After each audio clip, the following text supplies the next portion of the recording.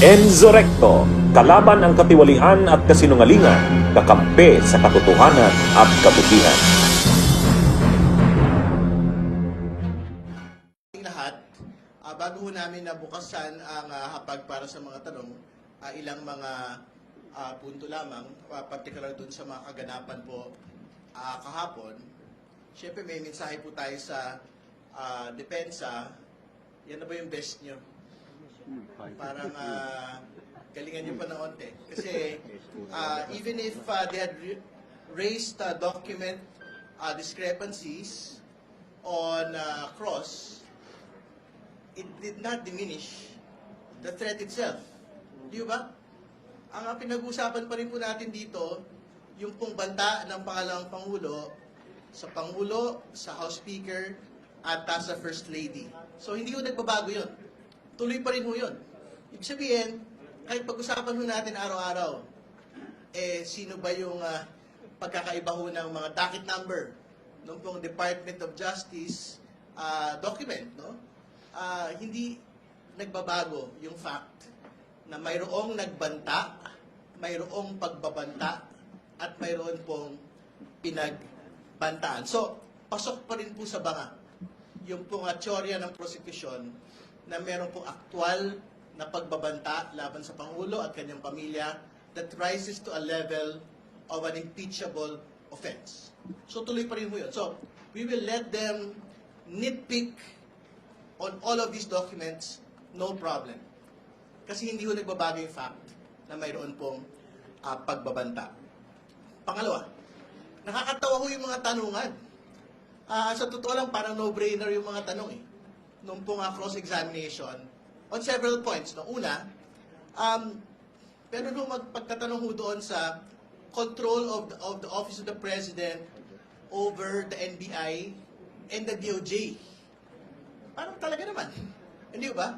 Kasi it is within the executive department. Hindi ba? Pero ang gustong pakita roon ay pinakikialaman ng Office of the President, yung pong trabaho ng DOJ, pinakikialaman po ng Office of the President, yung pong trabaho po ng NBI.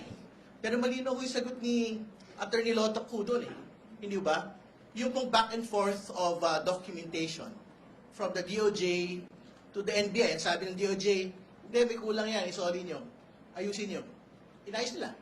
Hindi ba? So meron nung subsequent submission to the DOJ. So basically, yung pong objectives of Cross relating to that, na parang inutusan ng Pangulo, ang tawag pa nga ni Attorney Villuan doon, kay BBM, di ba?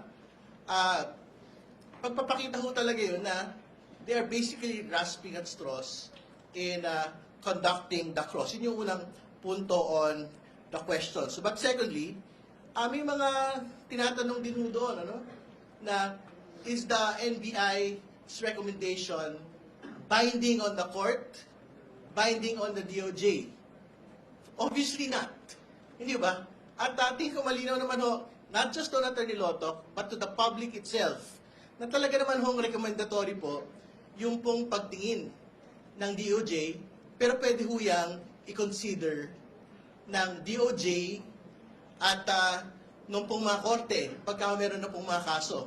In the same manner, na yung pong mga findings ng NBI po na ito, pwedeng i-consider ng Senate Impeachment Court in convicting the Vice President on threats against the President and his family as a betrayal of public trust, as an impeachable offense. So, antayin mo namin ngayong araw na ito, yung pong pagtatapos, nung pong cross-examination, I'm quite certain, meron pong redirect ito, and matatapos po yung testimonya na ito, na unblemished yung pong paninindigan ni Attorney Lotoc on the manner of their investigation, the threats were actually made by the Vice President against the President and his family. So yun po muna, binubukas po namin yung hapag para sa mga tanong. Bago po natin i-entertain yung mga question, mukhang may nais sabihin si DS. Magandang umaga sa lahat at maraming salamat sa pagdalo dito sa press con na ito. Unang-una, nasaan na nga ba tayo? Ako hindi isang abogado.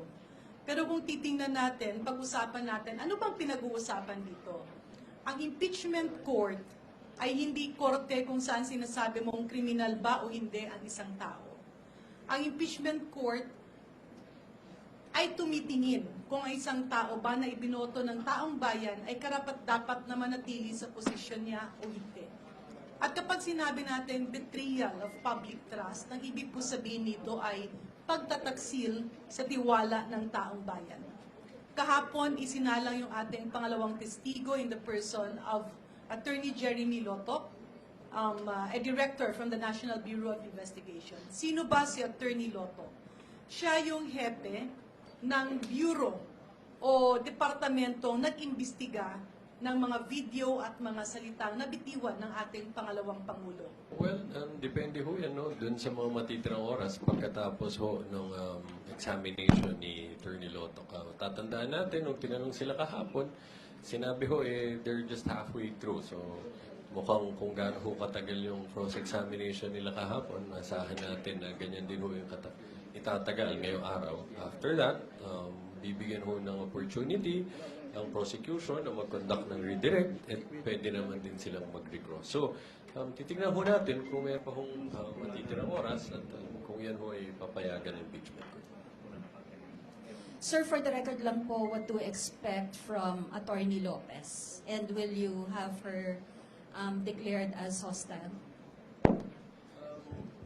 Again, as I'm sure you can understand, no, we can't discuss at length her intended testimony. But just in broad strokes, you will remember that during the cross-examination of the first witness, no, certain portions of that video were played, no, which showed Attorney Zulaika. So,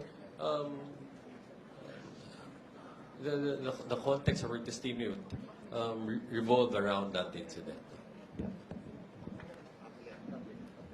Medyo idagdag ko lang ng konti. Of course, with due courtesy to Attorney Zulaika Lopez, ibalik lang natin doon sa chronology of events. Yung pagbabanta in relation doon sa sa detention ni Attorney Zulaika Lopez. Prior to that, I believe, mid-November, November 20 ba yun? Andun na yun nandun na yung mga pagbabanta. So kung titingnan mo yung chronology, yung pagbabanta ay nangyari na before pa man yung event kay Attorney Zulaika Lopez. However, kung babalikan ulit natin, ang pinag-uusapan dito, grave threat. Pagbabanta sa isang tao at hindi ordinaryong pagbabanta. Pagbabanta ng pagpatay. Magalit-galit ka man, masama man ang loob mo, or nasa bugso ng iyong emosyon. Kana bang suko ba kakaayo ba? Or kanang dili murag naapektuhan ka? Is that justifiable? Is it right to threaten somebody? Anya imo ingnon patyon ta ka ipapatay ta mo kay nasuko ka? So ibalik natin sa isang school, may makulit na bata. Pwedeng pagsabihan ng teacher. Minsan nga, pag pinitik ng konti ng teacher, malaking issue na yon. Pero pagsabihan mo yung estudyante, ipapapatay kita kasi ang kulit-kulit mo or galit na galit ako. Is that correct? Tama ba? Is there a justification for threatening the lives of other people? Totoo man yan o hindi, it's still a threat. At pinaulit-ulit nga, ang sabi nga, hindi siya joke. Bunyog, bunyog, halikan na kasama ka. Bunyog, kapag buklod ay may pag-asa. Luzon, Visayas, Mindanao, isa ang pananaw. Sa bagong Pilipinas ang bunyog isisigaw. Bunyog.